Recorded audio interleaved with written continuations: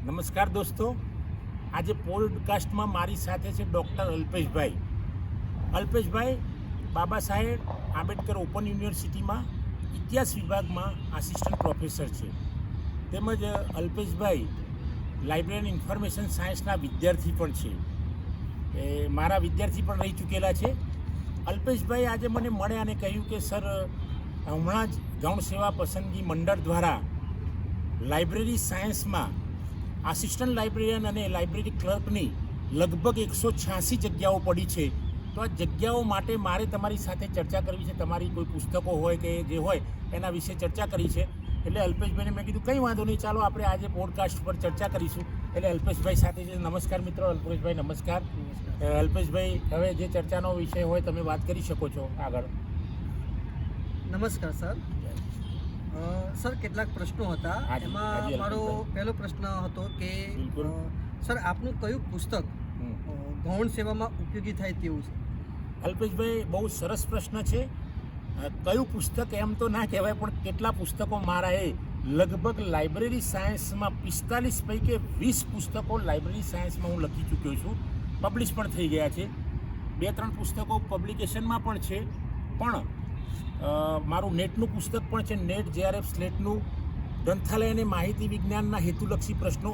એની વાત મેં આગળના વિડીયોમાં પણ કરેલી છે. એ સિવાય મારા લગભગ 20 પુસ્તકો છે. જ્ઞાન સંગઠન, માહિતી પ્રક્રિયા અને પુનઃપ્રાપ્તિ, માહિતી પ્રક્રિયા અને પુનઃપ્રાપ્તિ, માહિતી પ્રત્યાયન, સંશોધન અને ગ્રંથાલય, ઉપભોક્તા અને ગ્રંથાલય. તો આવા અનેક પુસ્તકો મારા જે ગૌણ સેવા પસંદગીની આગળની પરીક્ષામાં હવે જે આવનાર એક્ઝામ છે એમાં કામમાં આવ્યા છે. પણ આજે જે આપણે વાત કરીશું એ તમે જે ચર્ચા કહેશો એના પર આપણે વાત કરીએ. બોલો પુસ્તક. સર, અત્યારે તમે જે પુસ્તકની વાત કરવાના છે તે કયું પુસ્તક છે? યસ, બહુ આ પણ પ્રશ્ન અગત્યનો છે. આજે હું માહિતી અને પ્રત્યાયન પુસ્તક પર વાત કરીશ. જે પુસ્તક વિશેની માહિતી નેટ સ્લેટ JRF તેમજ ગૌણ સેવા પસંદગી મંડળ દ્વારા જે ભવિષ્યમાં પરીક્ષા લેવાશે એમાં ખૂબ જ ઉપયોગી આ પુસ્તક થશે. સર, તેમાં કઈ કઈ બાબતોનો સમાવેશ થશે? આ પુસ્તક છે માહિતી પ્રત્યાયન. એટલે તો પહેલાં તો માહિતીનો અર્થ, માહિતીની લાક્ષણિકતાઓ, માહિતીના હેતુઓ, માહિતીના પ્રકારો, માહિતીનું સ્વરૂપ, માહિતીનું મૂલ્ય, આ ચેપ્ટરનો સમાવેશ તો પહેલાં જ કરવામાં આવે છે. ત્યારબાદ કહીશું આપણે તો માહિતીનો આવિર્ભાવ, માહિતી અને સમાજ, માહિતીનું ઉત્પાદન, માહિતીના જુદા જુદા મધ્યસ્થીઓની વિશે વાત કરવામાં આવી છે. ગ્રંથાલય અને માહિતી વિજ્ઞાન એટલે કે ઇન્ફોર્મેશન સેન્ટર અને લાઇબ્રેરીની બદલાતી સમાજમાં ભૂમિકા, એના ટ્રેન્ડ્સ અલગ અલગ આવ્યા છે. અલ્પેશભાઈ, ભૂતકાળથી માંડીને અત્યાર સુધીમાં લાઇબ્રેરી એન્ડ ઇન્ફોર્મેશન સેન્ટર તેમજ લાઇબ્રેરીની ભૂમિકા કઈ રીતે બદલાઈ છે એની વાત કરવામાં આવી છે પુસ્તકની અંદર. ત્યારબાદ આપણે કહીશું તો માહિતી વિજ્ઞાનનો અન્ય વિષયો સાથે, અંદર વિદ્યા શાખાઓ સાથે શું સંબંધ છે એની પણ છણાવટ સુંદર રીતે કરવામાં આવી છે.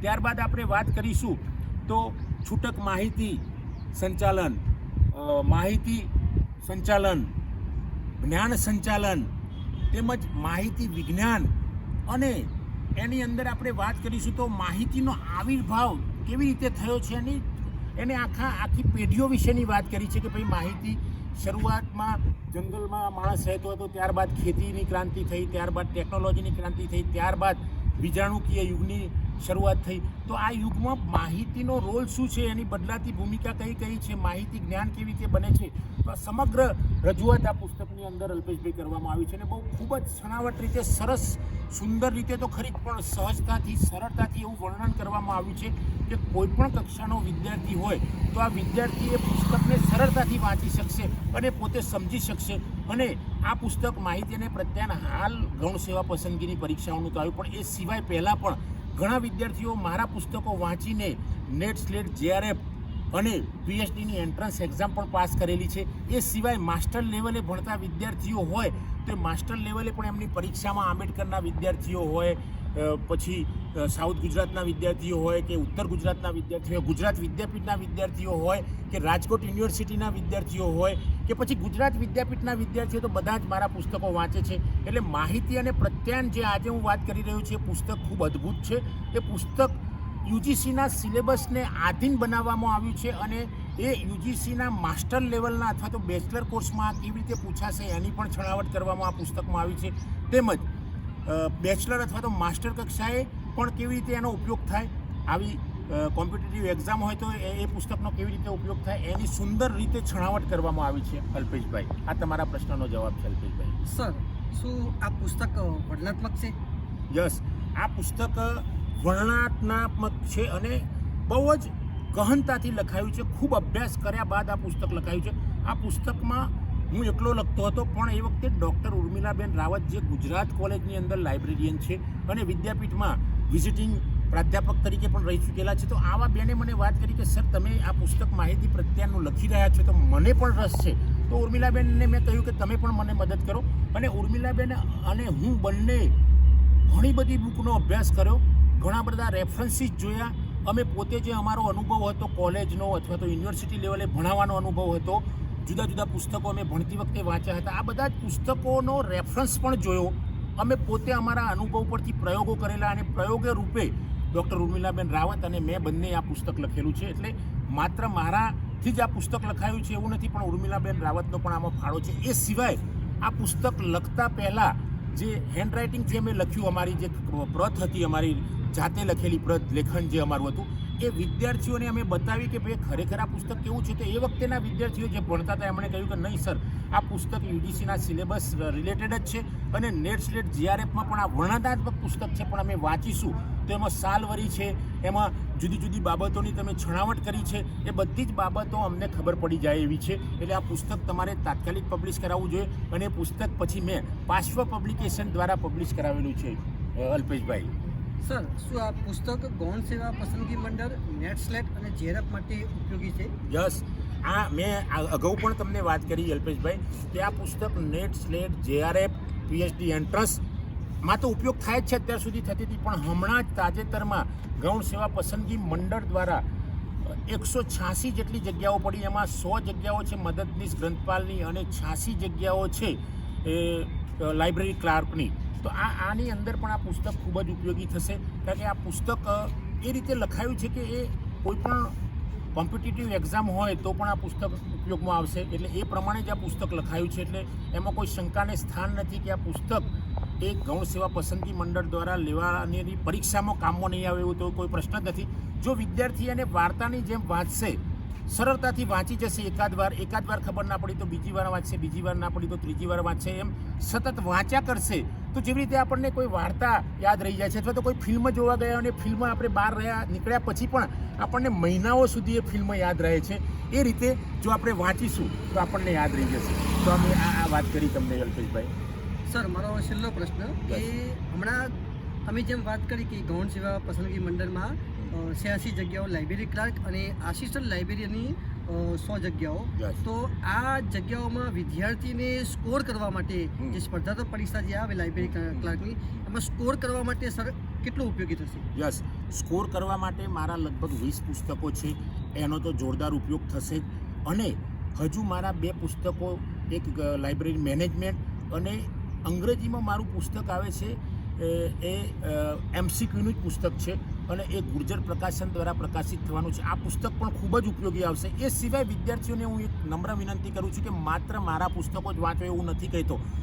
બજારમાં ઉપલબ્ધ, કોઈ પણ લાઇબ્રેરીમાં ઉપલબ્ધ જે પુસ્તકો હોય લાઇબ્રેરી સાયન્સના, એ બધા જ પુસ્તકો તમારે વાંચવા જોઈએ. પીએસજી કુમારની એક સિરીઝ છે એ વાંચવી જોઈએ. ગુજરાતીમાં જે પણ લેખકોએ લખેલા છે પુસ્તકો વાંચવા જોઈએ. હિન્દીમાં પુસ્તકો વાંચવા જોઈએ. અંગ્રેજીના પુસ્તકો વાંચવા જોઈએ. ત્યારબાદ તમે સ્કોર કરી શકશો. અલ્પેશભાઈ, હું એવું ખોટું જાહેરાત નહીં કરું કે મારા જ પુસ્તકો વાંચો. બીજા સારા લેખકોએ લખેલા પુસ્તકો છે એ પણ તમે વાંચો. સ્કોર કરવા માટે સતત તમારે આજથી જ નક્કી કરવું પડશે કે આજથી જ મારે 30 પાના રોજના વાંચવા, 25 પાના વાંચવા કે 50 પાના વાંચવા, એ નક્કી કરો. અને આવા ધ્યેય સાથે તમે તૈયારી કરો કે તમને કોઈ રોકી નહીં શકે. ભગવાન તમને આવીને કહે છે કે તથાસ્તુ બેટા, તું આ ગૌણ સેવા પસંદગીની પરીક્ષા પાસ થઈ જાય. કારણ કે ઈશ્વર પણ મહેનતમાં માને છે, એ કિસ્મત પણ આપે છે, પણ મહેનતમાં ઈશ્વર માને છે કે બેટા તું મહેનત કરીશ તો જ હું તને કિસ્મત તારું ખોલી દઈશ. એટલે આ મારા પુસ્તકો તો વાંચો જ. એ સિવાય પણ અન્ય પુસ્તકો જે 3 ભાષામાં ઉપલબ્ધ હોય, બધા પુસ્તકો તમે વાંચશો તો હું માનું છું કે એ વિદ્યાર્થી ફેલ નહીં થાય. એ વિદ્યાર્થી ગૌણ સેવા પસંદગીની પરીક્ષા ક્રેક કરી જશે. એ તો કરશે, પણ JRF, નેટ સ્લેટ અને એની પરીક્ષા પણ ક્રેક કરી જશે. એમાં શંકાને કોઈ સ્થાન નથી. અલ્પેશભાઈ, થેન્ક યુ સર. તમારું આ પુસ્તક એ લાઇબ્રેરી સાયન્સના વિદ્યાર્થીઓ તો કામ લાગશે જ, Yes, પણ yes, સાથે સાથે એ ગૌણ સેવા પસંદગી મંડળની જે પરીક્ષા છે એમાં પણ કામ લાગશે. Thank you sir, thank you so much. અલ્પેશભાઈએ જેમ વાત કરી કે અન્ય વિદ્યાર્થીઓ એટલે કે ધારો કે જર્નાલિઝમના વિદ્યાર્થીઓ હોય તો અમારા વિદ્યાપીઠમાં જર્નાલિઝમના વિદ્યાર્થીઓ ભણે છે, તો આ માહિતી અને પ્રત્યાયન જે મારું પુસ્તક છે, અમારું પુસ્તક છે ડૉક્ટર ઉર્મિલાબેન અને મારું, તો જર્નાલિઝમના વિદ્યાર્થીઓને પણ ખૂબ કામમાં આવે છે, કારણ કે એમાં મીડિયાની બાબતની રજૂઆત કરેલી છે. કારણ કે એમાં કોઈ એક ખાલી લાઇબ્રેરી સાયન્સને ઉપયોગી થાય એવું નથી, પણ અન્ય વિષયો સાથે સંકળાયેલું છે. ધારો કે ગ્રંથાલય અને માહિતી વિજ્ઞાનનો અન્ય વિષયો સાથે સંબંધ, તો એમાં તર્કશાસ્ત્રની વાત કરી છે અમે, ફિલોસોફીની વાત કરી છે અમે મનોવિજ્ઞાનની વાત કરી છે, એની અંદર ઇતિહાસની વાત થયેલી છે, એની અંદર વિજાણુકીય વિષયોની વાત થયેલી છે, કમ્પ્યુટર સાયન્સની વાત થયેલી છે, વિજ્ઞાનની વાત થયેલી છે. તો આવા જુદા જુદા વિષયોની વાત થયેલી છે. એટલે આ પુસ્તક બીજા વિષયના વિદ્યાર્થીઓ પણ વાંચીને એમના જીવનમાં ઉપયોગી બનાવી શકે, એમાં શંકાને કોઈ સ્થાન નથી. મિત્રો, આજે માહિતી અને પ્રત્યાયનની ચર્ચામાં મારી સાથે ડૉક્ટર અલ્પેશભાઈ રહ્યા. અલ્પેશભાઈએ ખૂબ ઉમંગથી મારી સાથે વાતો કરી, મને પ્રશ્નો પૂછ્યા, મેં એના જવાબો પણ આપ્યા, મારી સાથે ચર્ચા કરી. તે બદલ અલ્પેશભાઈનો હું આભાર માનું છું આજે. અને મારી સાથે જ મારા એક મિત્ર એવા વિદ્યાર્થી જે છે નીરજભાઈ, તો નીરજભાઈ આ વિડીયો શૂટિંગનું કામ કરી રહ્યા છે, તો નીરજભાઈનો પણ હું અત્રે આભાર માનું છું. થેન્ક યુ વેરી મચ દોસ્તો, થેન્ક યુ. આ પુસ્તક આપ અવશ્ય વાંચજો. આ પુસ્તક વાંચશો તો પરીક્ષામાં તમને પાસ કરાવી દેશે એવું નથી કહેતો, પણ તમને ખૂબ જ મદદરૂપ થશે, એમાં શંકાને કોઈ સ્થાન નથી. થેન્ક યુ મિત્રો. જય હિન્દ, જય ભારત.